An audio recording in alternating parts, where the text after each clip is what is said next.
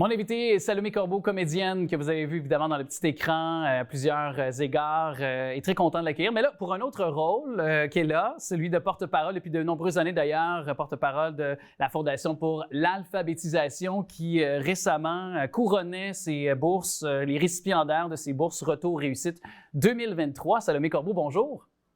Bonjour! Merci d'être avec nous. Peut-être rapidement, mais quand même concrètement, nous rappeler ce que c'est la Fondation pour l'alphabétisation, peut-être pour ceux qui nous écoutent, qui ne connaîtraient peut-être pas les rouages de la Fondation.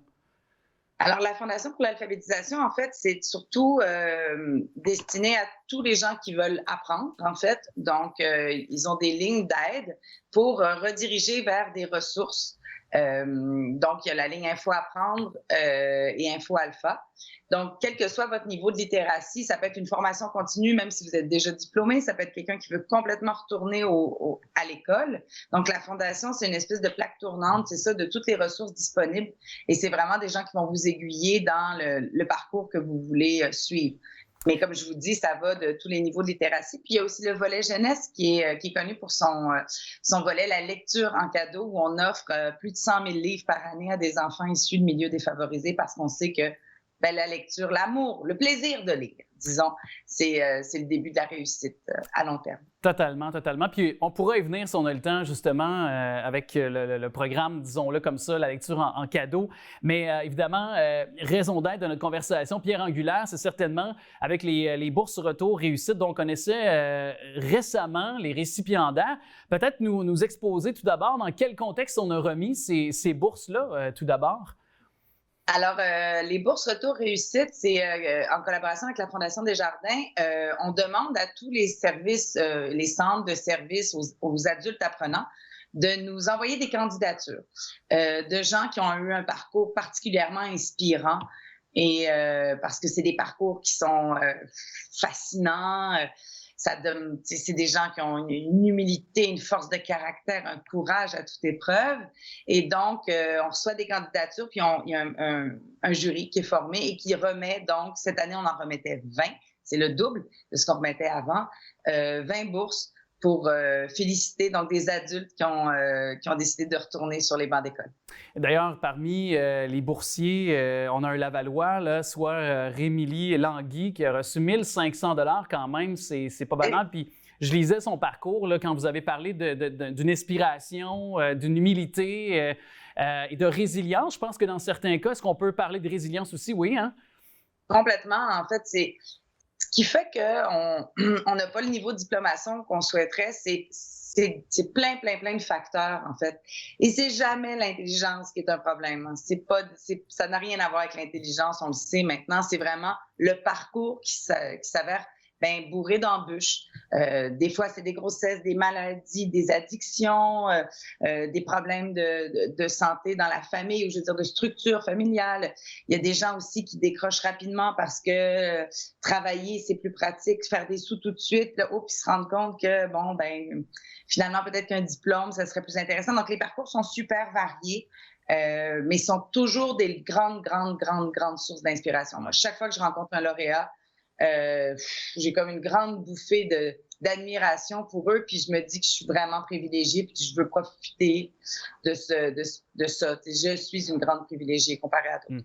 Bien, certainement. Puis, peut-être juste pour compléter avec Rémilie Langui, parce que une bourse de 1 500 $, mais qui l'a permis dans son cheminement scolaire de renouer avec l'école, de réussir. Et je pense qu'il est actuellement préposé aux bénéficiaires, donc a trouvé justement une passion, un travail qui le motive au quotidien. Alors, on se réjouit de voir des cas concrets comme ce Lavallois qui est Rémilie Langui. Puis, je vous laisse saluer, mais c'est le cas de plein d'autres jeunes et de plein d'autres individus que vous avez rencontrés, là. Exactement, de tous âges aussi. Ça va de jeunes dans la vingtaine, 25 ans qui n'ont pas complété leur secondaire et qui le finissent, mais il y a même des fois des gens de 60, on en voit de tous âges. Et dans le cas de risque, 1 500 $, c'est pas avec ça qu'on met un cash-down sur une maison, là, on ne le cachera pas. Ouais. Mais c'est parfois juste aussi, il y a le symbole derrière tout ça qui fait que la société considère que tu as un parcours vraiment exceptionnel. Et si tu n'as pas eu de méritas en secondaire 5 en mathématiques comme tout le monde à 16 ans, voilà une forme de méritas qui est presque plus mérité, je ne veux pas dire ça, mais au sens où c'est tellement des gens qui travaillent fort parce que, tu sais, la plasticité du cerveau d'un 12, 13, 14, 15 ans, ça va. Mais quand tu es un petit peu plus vieux, là, oups, recommencer à apprendre, c'est plus compliqué, là. Moi, j'essaie d'apprendre une autre langue en ce moment, puis je fais, oh là là, c'était plus facile quand j'avais 14 ans d'apprendre des nouvelles langues. Ça prend de l'humilité, hein? Ouais. Ça prend pas mal d'humilité. Exactement. Beaucoup, beaucoup d'humilité puis de persévérance. Oui, littéralement. On a encore un peu de temps ensemble, Salomé Corbeau, puis je veux qu'on parle justement de la lecture en cadeau. Quel beau programme, quelle belle façon d'initier les jeunes justement de milieux, vous l'avez un peu effleuré en début de notre conversation, là, de milieux défavorisés. Comment s'articule cette campagne, la lecture en cadeau, pour l'expliquer aux gens? Bien, en fait, depuis le 12 août, les bornes sont arrivées. Je dis des bornes, mais ils vont me chicaner, c'est des boîtes. C'est des boîtes à l'effigie de la Fondation que vous allez retrouver dans à peu près toutes les librairies que vous connaissez, là, les grandes bannières comme les librairies indépendantes. Puis l'idée, c'est que vous achetez, c'est que les particuliers, les adultes qui ont envie de donner un coup de pouce à ces enfants-là, issus des milieux défavorisés, on choisit un livre. Je dis tout le temps aux gens, choisissez le livre que vous auriez aimé avoir, vous, là. Essayez pas de plaire à tout le monde. Plaisir. Tu sais, il y a un super beau livre sur le sport écrit par Stéphane Garneau qui vient de sortir. Il y a le livre de Mélissa Molène-Dupuis, si vous voulez parler des Premières Nations. Je veux dire, des livres jeunesse, il y en a 1000, millions même. Et donc, le 12 août, avec la lecture Acheter un livre québécois, on s'est comme greffé à ça. Donc, nos boîtes sont arrivées dans les librairies et ça va jusqu'à Noël, je pense, qu'au 31 décembre. Les boîtes sont là. Donc, vous pouvez y déposer un livre, le livre de votre choix. N'oubliez pas que les 0 à 5 ans aussi font partie du programme. Des fois, on se dit, ils ne savent pas lire, mais le geste d'ouvrir un livre, en fait, c'est un début de lecture. Ouais. Donc, un livre en mousse pour le bain, c'est de la lecture. C'est le début de l'idée de la lecture. Et ça commence très, très jeune. Et on le sait, plus un enfant va aimer lire, plus il va être bon en lecture, plus sa scolarité va être facile parce qu'après, la lecture devient essentielle dans toutes les autres matières, en mathématiques pour la résolution de problèmes, en géographie, en histoire. Donc, on le sait que c'est vraiment le plaisir de lire qui facilite la scolarité. Ça, c'est sûr. C'est ça. Et va faciliter peut-être de faire une série télé plus tard, comme Salomé Corbeau. On ne sait pas.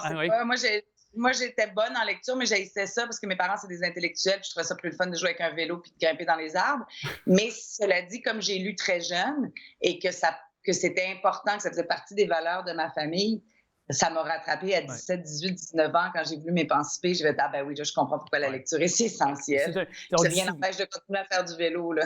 Littéralement. Puis, je pense qu'on le dit très souvent, mais c'est un des plus beaux cadeaux qu'on peut faire à notre enfant, de lui offrir un livre. Moi, en tant qu'oncle, j'essaie de le faire à mes 2 neveux le plus souvent possible. Puis j'ai encore en tête, là, ils sont un petit peu plus âgés, là, sont préadolescents les deux, mais quand même, je me rappelle entre 0 et 5 ans, puis on allait dans une librairie. Ils voulaient le livre était beau. Ils voulaient le rapporter avec eux à la maison. Tu sais, je veux dire, même si c'est juste ça, comme vous l'avez dit un peu plus tôt, ça éveille déjà une certaine conscience, un certain intérêt pour eux, là.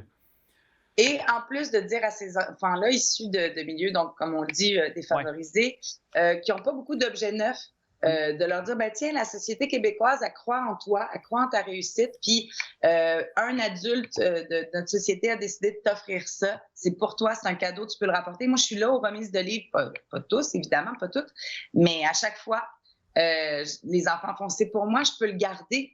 Donc, on sent qu'ils connaissent les livres de bibliothèque, mais que c'est rare qu'ils les gardent. Ouais. Et ils sont très émus. C'est ça, et la valeur qui est derrière un livre, justement, eux, je pense qu'en ont pleine conscience, justement, et surtout rempli de gratitude aussi dans ce geste-là également qui s'insère bien avec la campagne, on le rappelle, la lecture en cadeau. Puis évidemment, on parlait des bourses Retour Réussite, les liens au bas de l'écran pour pouvoir aussi aller s'enquérir de plus d'informations concernant la Fondation pour l'alphabétisation est au moment de se parler. Et je vous remercie beaucoup, Salomé Corbeau, d'être venu nous en parler justement de la Fondation puis évidemment de votre rôle de porte-parole. Merci, tout plaisir était pour moi. Merci.